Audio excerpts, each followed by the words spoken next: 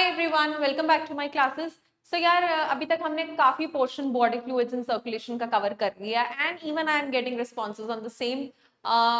फिर भी मैं लेक्चर स्टार्ट करने से पहले आप लोगों को कहूंगी, people who are watching regularly they are updating with me, so I request you कि कोई भी डाउट और कुछ भी प्रॉब्लम होगी तो just let me know in the comment box as well, ठीक है। और टेलीग्राम चैनल पे भी कनेक्ट कर सकते हो।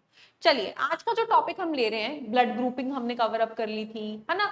उसके बाद हमने कवर जो आज करना है दैट इज 18.3, आपके पेज नंबर 282 पे एनसीईआरटी पे गिवन है, आप खोल के देखना। वहां पे सर्कुलेटरी पाथवेज के बारे में बात करिए। Now let's understand the meaning of circulatory pathways. ये हम सबको पता है कि हम बॉडी फ्लूइड्स के बारे में पढ़ रहे हैं कि बॉडी में क्या क्या फ्लूइड्स हैं जो ट्रांसपोर्टेशन में मदद कर रहे हैं, किस किस कौन सी ऐसी चीजें हैं जो हमारी बॉडी की अननेसेसरी चीजों को, जैसे फूड, जैसे ऑक्सीजन, इसको इधर से उधर लेकर जा रही है, वेस्ट को बॉडी से बाहर एक्सक्रीट आउट करने में मदद कर रही है, ठीक है। So such pathways are known as circulatory pathways. कि कौन कौन से पाथवेज एक बॉडी में होते हैं। Now bodies can be different. We are not only talking about humans here. We have different organisms as well.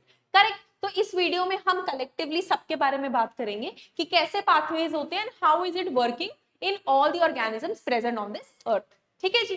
तो circulatory pathways, circulatory patterns, that means what does this word circulatory pattern means? The circulatory pattern means how the fluid is being transported in the body, कैसे transport हो रहा है, ठीक है। Circulatory patterns है क्या? So they are of two types, open circulatory pathway, closed circulatory pathway. That means it is related to something, अगर मैं लेमैन इंग्लिश टर्मिनोलॉजी में बात करूं तो something revolving like this in a closed path, that is a closed circular pathway. But something which is going like this and is being then released into this space, this is something open circulatory pathway, correct? तो हमारी body में obviously we do not see anywhere from where blood is oozing out, है ना, unless and until we get an injury. ऐसा नहीं होता कि normally blood is coming out, right? It is enclosed within our body और वहीं से वहीं वो फ्लो कर रहा है। बट यहाँ पे ओपन के केस में there are some organisms, some lower level organisms, humans तो बहुत कॉम्प्लेक्स हैं, there are some lower level organisms जिनके अंदर ये ओपन सर्कुलेटरी पाथवे फॉलो होता है। देखते हैं कैसे, okay. See, open circulatory system is present in arthropods, in mollusks, in which blood pumped by heart. This is our heart. Heart. किसका heart? Arthropods, mollusks. ठीक है? In which blood pumped by the heart passes through large vessels into open spaces. Like कि heart से हमारा blood निकला और blood निकल के किधर रिलीज हो गया? Into open spaces like this. It is released in an open space. मतलब कोई ब्लड वेसल्स नहीं है, कोई आर्टरीज, कोई वेन्स, ऐसे नहीं है, और किसी ऑर्गन में टारगेट होके वो नहीं जा रहा। It is being released into an open space. So those open spaces or body cavities is called as sinuses. इसको क्या बोलते हैं? Sinuses. ठीक है जी? Annelids and chordates. Few annelids and few chordates, they have a closed circulatory system.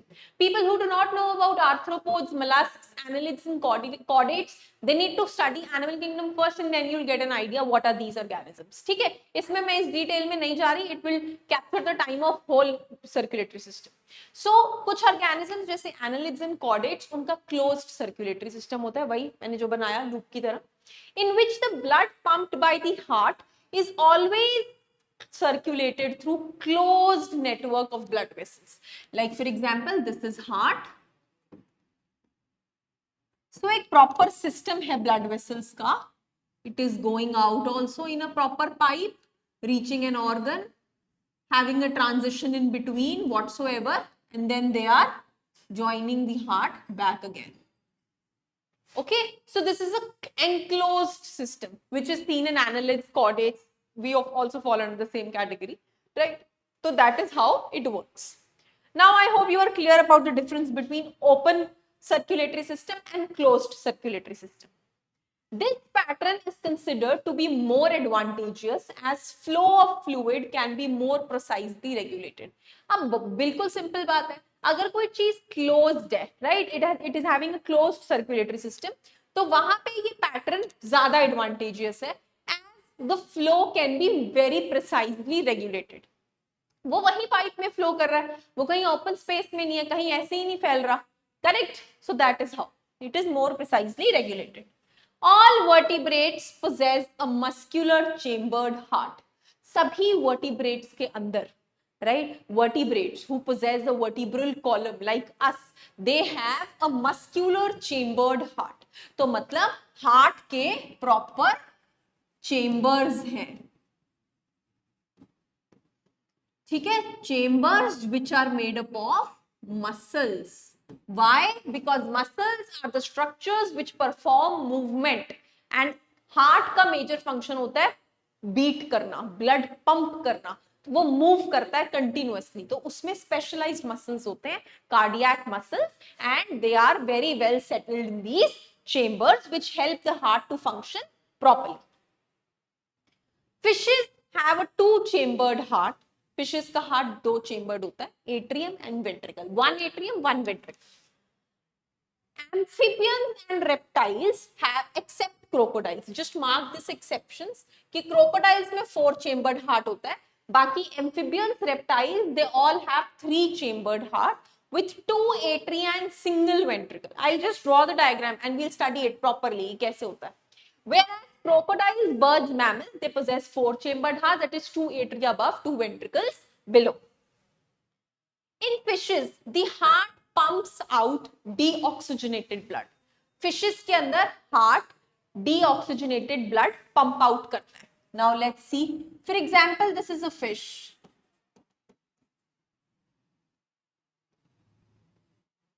Okay. We are drawing a fish and now it has a heart enclosed in it. So I'm making like boxes to help you understand. Fine. This is the heart of the fish. Now heart is pumping out deoxygenated blood. तो body में जो भी waste carbon dioxide वाला blood इकट्ठा हो रहा है, that is entering the heart, and heart is pumping out that carbon dioxide वाला deoxygenated blood, which is oxygenated by the gills. आगे all over the fish what are present? Gills. तो इस gills में ये कार्बन डाइऑक्साइड वाले blood क्या हो गया? ऑक्सीजनेटेड, ठीक है, and then that is supply to the body parts. अब ये यहां से कहां जा रहा है? बॉडी पार्ट्स में. Oxygenated blood is travelling to the body. Body में ऑक्सीजन कंज्यूम हो गया और रिलीज हुआ carbon dioxide, which carbon dioxide is then again going back to the heart. But follow that this is a single circulation which is happening and then the cycle gets repeated again. एक circulation में एक ही बारी वो heart से, lung से और body part से cross कर रहा है. So such circulation is known as single circulation of blood. We call it as single circulation of blood. So that is what it is written here. It is returned back to the heart. Whereas in amphibians and in reptiles, the left atrium receives the oxygenated blood from the gills, lungs or skin, depending whatever is the respiratory organ. So if we talk about amphibians and reptiles, you can draw these diagrams along. It will really help you understand better and quickly. ठीक है, amphibians और reptiles के case में what happens is, this is its heart. The heart is composed of left atrium, two atrium and one ventricle, like this, two atrium and one ventricle. So the left atrium receives oxygenated blood from the respiratory organ. यहां पे आ रहा है हमारा left atrium में oxygenated blood. और oxygenated blood obviously कहां से आएगा, रेस्पिरेटरी ऑर्गन से। रेस्पिरेटरी ऑर्गन तो कोई भी हो सकता है, किन्हीं ऑर्गेनिजम्स में गिल्स, किसी ऑर्गेनिजम्स में लंग्स, किसी ऑर्गेनिज्म में स्किन, एनीथिंग, ठीक है। The oxygenated blood comes to the left side of the heart. Now from left side it will take the blood from to the right, and the right atrium will get deoxygenated blood from the other part। पहले deoxygenated blood की बात करते हैं, will go hand in hand। यहां पर आता है deoxygenated blood body से घूम फिर के, ठीक है। deoxygenated blood कहां से आ रहा है बेटे, बॉडी से। तो इसका मतलब जो रिसीवल है हार्ट के अंदर वो अलग अलग हो रहा है, but they get mixed up in single ventricle which pumps out the mixed blood। पर वो वेंट्रिकल में गिर के ऑक्सीजन वाली साइड भी और कार्बन डाइऑक्साइड वाली साइड भी सब मिक्स हो जाता है, जिसमें ब्लड हमारा मिक्स हो जाता है, resulting in incomplete double circulation.